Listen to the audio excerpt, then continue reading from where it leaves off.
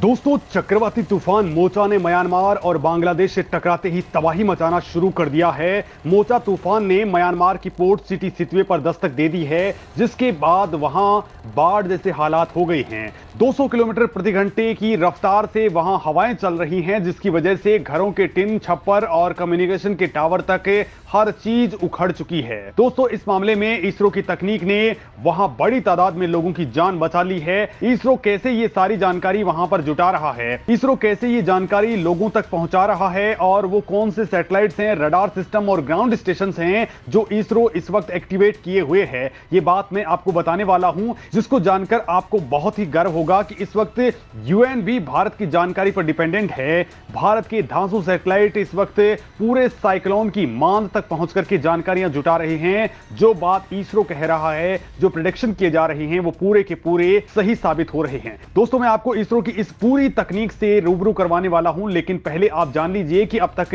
50 लाख से ज्यादा लोगों को बचाया जा चुका है। दोस्तों, ये बंगाल के इतिहास का दूसरा सबसे बड़ा चक्रवात है, लेकिन उसमें अभी तक केवल 2 से 3 लोगों के बहने की खबरें हैं। तो आप अंदाजा लगा लीजिए कि कितनी जानों को इसरो की तकनीक के जरिए बचा दिया गया है। और दोस्तों, इसरो के 6 सैटेलाइट्स इस वक्त दिन रात इस चक्रवात पर लगे हुए हैं, जिसके कारण म्यांमार और बांग्लादेश में प्री इंफॉर्मेशन से अब तक 40 लाख लोगों को तो सुरक्षित स्थानों पर भेज दिया गया। क्योंकि दोस्तों, अगर ये सीधे इसकी चपेट में आते तो भारी तबाही मच सकती थी। इसका अंदाजा केवल इस बात से लगा लीजिए कि सितवे पोर्ट से टकराते वक्त ये चक्रवात तूफान इतना ज्यादा खतरनाक था कि वहां पर मौजूद घर, इलेक्ट्रॉनिक ट्रांसफॉर्मर, मोबाइल टावर्स, नाव और लैंड पोर्ट्स को उड़ा ले गया। नदियां सड़कों में तब्दील हो चुकी हैं और फिलहाल बाढ़ जैसे हालात हैं।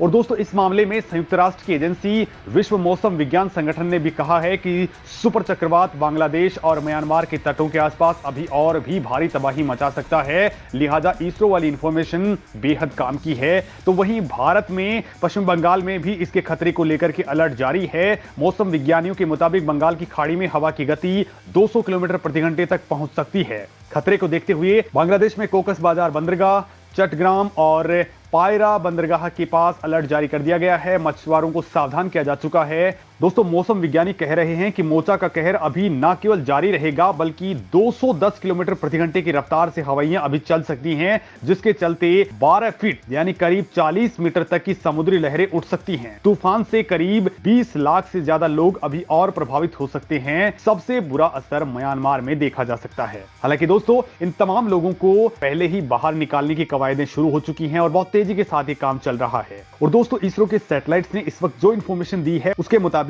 चक्रवात बांग्लादेश के कोकस बाजार से 250 किलोमीटर की दूरी पर दक्षिण में है और ये अब ये तट को पार कर रहा है। कोकस बाजार और चट्टोग्राम के बीच इलाकों में सामान्य से 8 से 10 फीट ऊपर हवा में चलने वाली ज्वार की लहरों से जलमग्न होने की संभावनाएं बढ़ चुकी हैं। वहीं दोस्तों, भारत की अगर हम बात करते हैं तो वेस्ट बंगाल के 2 जिलों में मोचा तूफान को लेकर के सख्त चेतावनी दी जा चुकी है। 24 परगना में समुद्री तटों पर नागरिक सुरक्षा बलों को तैनात कर दिया गया है। स्थानीय लोगों, पर्यटकों और मछुआरों को समुद्र तट से दूर रहने के निर्देश जारी हो चुके हैं। 24 परगना के अलावा पूर्वी मेदिनीपुर में भी अलर्ट जारी किया गया है। दोस्तों, मोचा चक्रवात करीब 2 दशक के अंदर सिद्र साइक्लोन के बाद सबसे शक्तिशाली तूफान है। चक्रवात मोचा का नाम यमन की ओर से सुझाया गया है। इसे यमन के एक शहर के नाम पर रखा गया है। ये यमन का पुराना शहर है, जिसे 500 साल पहले दुनिया में कॉफी पेश करने के लिए जाना जाता था।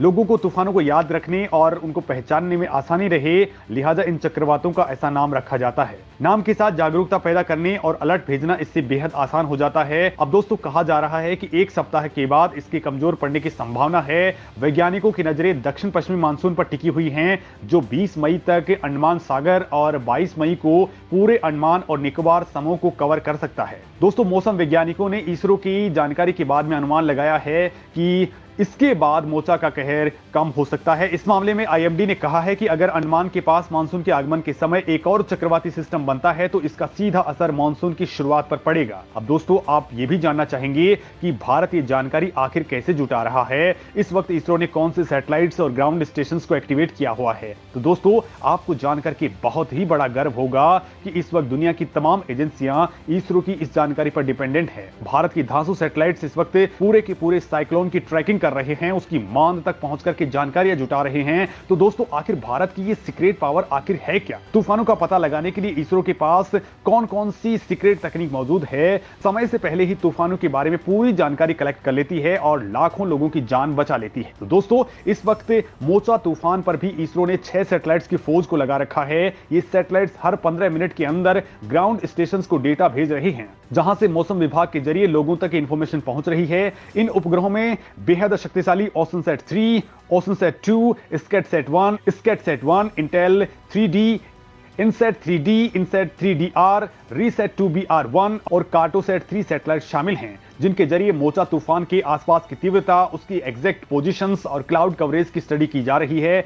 इसी से भारतीय मौसम विज्ञानी बंगाल की खाड़ी में हो रही हर हलचल का पता लगाने में कामयाब रहे हैं और अब सैटेलाइट से लगातार नजर रखी जा रही है, जो समुद्री सतह, हवा की गति और तूफान की दिशा की सटीक जानकारी दे रहे हैं।